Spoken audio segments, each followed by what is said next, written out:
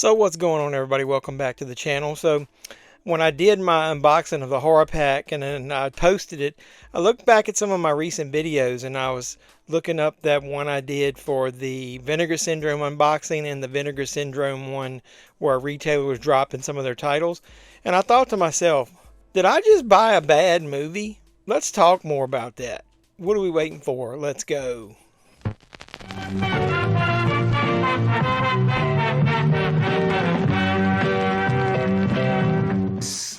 Fella is a big bag of shit. So what's going on, everybody? Welcome back to the JeffMan316 Pop Culture Reporter channel. I'm your host, as always, JeffMan316.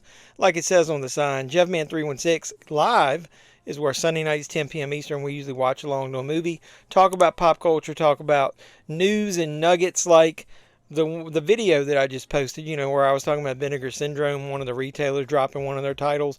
I did a Vinegar Syndrome unboxing. We'll probably talk about, you know, that in a live stream maybe. But I started looking back at the movies I bought, and one in particular I went ahead and watched. And I started thinking to myself, Congo? Congo, really? It wasn't that good of a movie. Liar, your pants on fire.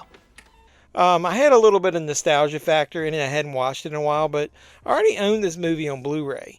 And I started thinking to myself, there's probably a couple reasons that I bought this. One, maybe FOMO, fear of missing out, you know, thinking it might sell out because some of their VSU titles do. Maybe it was because I'm a completist. I've got all the VSU titles up until now. Now, that is a very hard thing to break, and I might do that, talk about that in another video, because that could be a lengthy discussion. But I started thinking about the 1995 movie Congo, and I was like, is it just nostalgic, or is it those other factors that made me want to buy it? And I spent quite a bit of money on it, and I already owned it on DVD before, and I owned it on Blu-ray. I made myself a combo pack, and now here I find myself buying it in 4K. So is it the fact that it came in, you know, this nice, shiny, cool packaging? And I unboxed this during my weekly movie haul video. It's got a nice little booklet in it. It came with a really nice slipcover, and then the carpet didn't match the drapes if you reverse it, as I always say.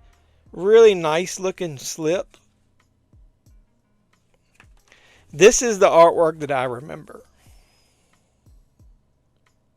That was on the VHS, whatever. I remember going to see this movie in 95. I was shortly after I graduated from college. And I remember going to see it in the theater and actually being disappointed with it. So it was a Michael Crichton book that was adapted into that movie. And I think one of the major reasons that I was disappointed in it was I still had Jurassic Park fever. You know, it hadn't been that long before that.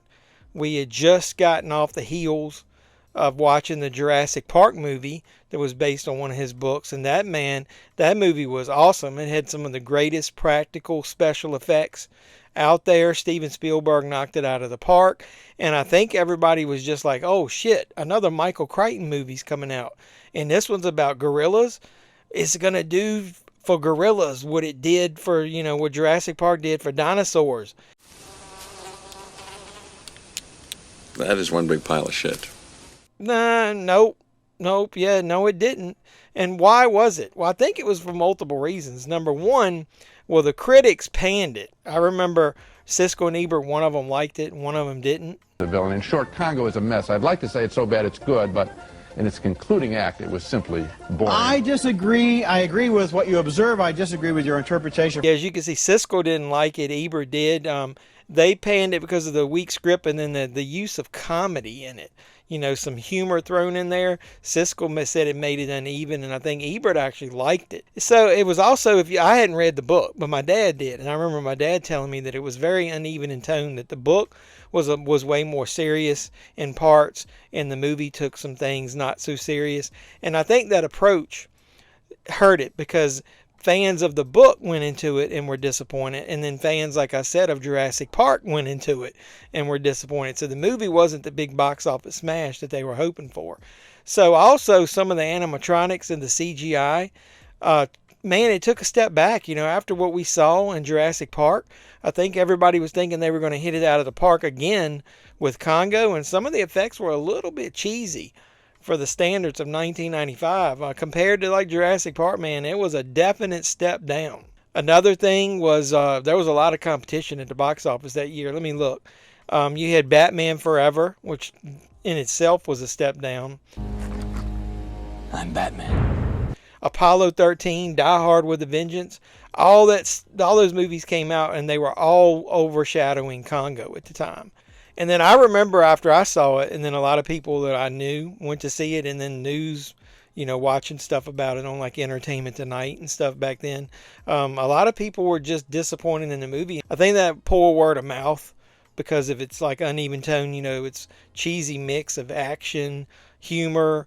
It just didn't work for everybody, and that poor word of mouth, man, knocked it out of the top of the box office pretty quick. Even without that competition, I think that would have happened. More.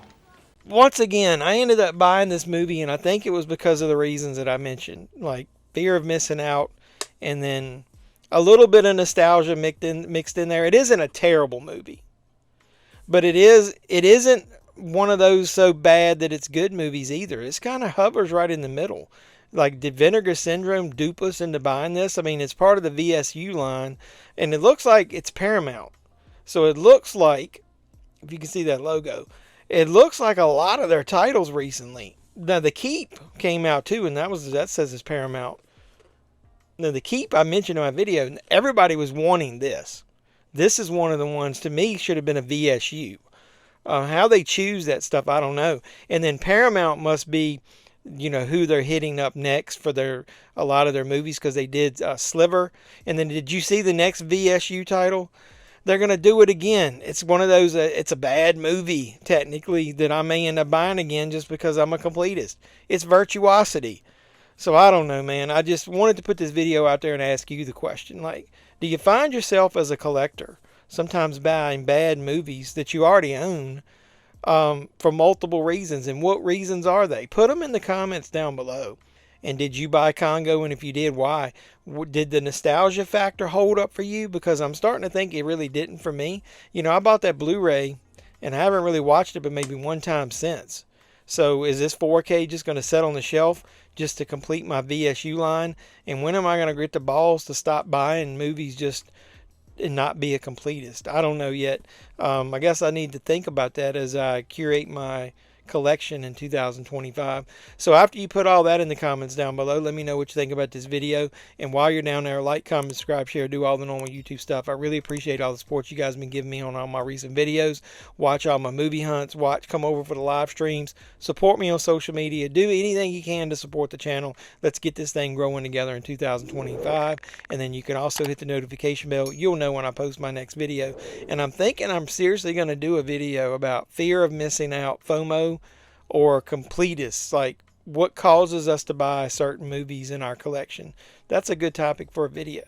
So until next time, boys and girls, this has been JevMan316. I'm your pop culture reporter signing out, saying you guys be safe out there.